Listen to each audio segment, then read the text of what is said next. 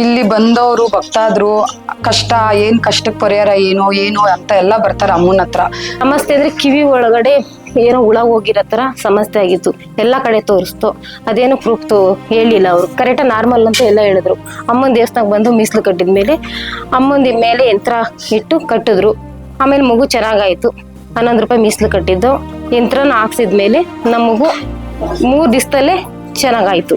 ಇಲ್ಲಿ ಬಂದವರು ಯಾವತ್ತೂ ಇಲ್ಲಿ ಹಣಕಾಸಿಂದ ಅದು ನಾವೇನು ಕೇಳೋದಿಲ್ಲ. ಅವ್ರ ಇಷ್ಟ, ಅವ್ರ ಮನ್ಸಿಗೆ ಏನ್ ಬರುತ್ತೋ 1 ರೂಪಾಯಿ ಹಾಕಿದ್ರು ಅಮ್ಮನಿಗೆ ಸೇರಿದ್ದು, 10 ರೂಪಾಯಿ ಹಾಕಿದ್ರು ಅಮ್ಮಂಗೆ ಸೇರಿದ್ದು. ನಾವಿಲ್ಲಿ ಏನು ದುಡ್ಡು ಕಾಸದ್ದು ನಾವೇನು ಇಲ್ಲಿ ಅವ್ರು ಕೇಳೋದು ಇಲ್ಲ, ನಾವು ಏನು ಇಲ್ಲ. ಜನದ ಭಕ್ತಿ, ಅವ್ರ ಮನ್ಸಿಗೆ ಅಮ್ಮ ಏನ್ ಕೊಡ್ತೀನಿ ಅಂತ ಅವ್ರು ತಟ್ಟೆಗೆ ಹಾಕ್ತಾರೆ, ಉಂಡಿಗೆ ಹಾಕ್ತಾರೆ ಅಮ್ಮಂದು.